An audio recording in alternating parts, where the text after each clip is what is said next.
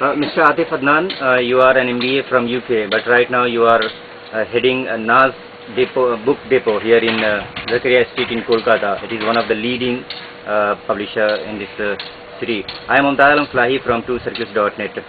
I am talking you about the issues and problems of this locality that is dominated by the Muslims. First, to education. What is the actual and present educational condition of Muslims here in this locality? I think the present generation has woken up, and the earlier generation was very much business dominated. They did not go for higher education and wanted to do just business. And this Muslims in this locality and this city have prospered. They have done really well in terms of business and in terms of money, but not in terms of education. But the outlook has changed in this generation. People are going in, leaving out their business, going in for higher education and then doing some jobs. I myself have completed this my education from UK, then went and did job in Delhi as well as in US. I have visited many countries in the world, including Dubai, Saudi, Bangladesh, many others. So, and then after visiting and looking and working out in the corporate world, I have come back here. I have decided that it's time to take this business to the next stage and to do things for my community, to do things for my people in and around the whole world, not just in Zakaria Street or not just in West Bengal and not just in India. So that's my plan. So I am just a representative of my generation. You can well imagine this is what my generation, Muslims in this locality, is going through. They are enlightened by the education and they are looking out to do great things, and people, our fathers from the previous generation, have given us a good platform. So now it's our job to take it forward. If we talk about basic amenities in this locality, are you satisfied with the available facilities here by the government? See, to a certain extent, we don't compare our nation or our city to other developed countries like UK and US. Things and amenities are totally different over there than here. So while we can imagine a road which is very smooth in UK, we should not imagine that right now in this present condition, in this present year in India. So apart from that, I think India and Indians are very well developed and very well balanced. We have everything that we need to develop. Now, more than this, I think the government needs to do a little bit more. We pay taxes, so I think the government should give us back the sense of security in terms of that, yes, they are doing everything in their power to give us the infrastructure so that we can develop more fast. Just for example, see China. The government gave their businessmen the infrastructure, and see where they are now in just a couple of years. They are the fastest growing economy in the world. They are the number one growing economy in the world right now.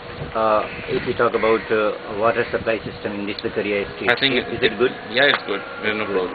And for schools, in proportion to the population? I think schools are quite abundant, and we have schools in Bangla medium, English medium and Urdu medium. They are predominantly like that.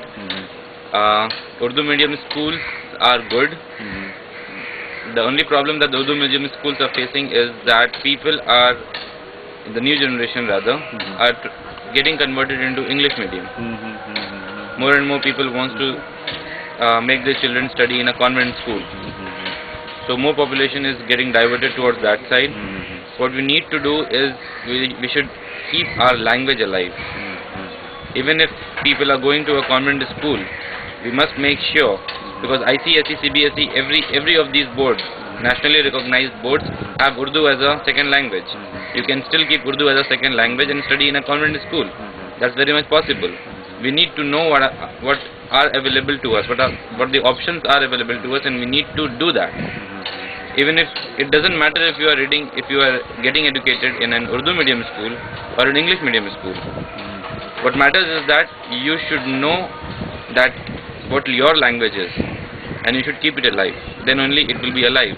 Otherwise, just like Persian died down, When India got independence, Persian was the main language. It died down after 50 years. Nobody knows Persian right now. I fear if the same happens with Urdu, that will be the case 50 years down the line. So what we need to wake up to, what we need to do is to keep it alive, irrespective of you are studying in an Urdu medium school or an English medium school. Yeah, you are leading Urdu publisher here, publishing house. So if we talk about Urdu in this area, in proportion to the Urdu speaking population here, are Urdu schools enough here, sufficient number? Yeah. In the last 3 years, if you talk about the entire state. Urdu, I will just interrupt you. Urdu schools are sufficient, but not Urdu colleges. We need more Urdu colleges. Okay. If we talk about the entire state, in the last 3 years, it has been seen that the Muslim community, as a community, has gone away from the left front government. Do you know? What are the major reasons why Muslims shifted from the left front? Because the left front didn't do anything. Because the left front has not done anything for us. So it's basically what we did for ourselves. That's how we have lived. In the last question and briefly, in the third phase, this area is going to coal. What do you think? What is the mood of the local people? See, change is always good. I'm not saying left is bad or Trinamool is good or anything like that. Change is always good. If there will be change, people will always be alert. They need to give something in order to keep the chair, in order to keep their state. They need to give something. They just can't relax and let things happen. So I am not for any party, but I am for change. Thank you very much. Thank you.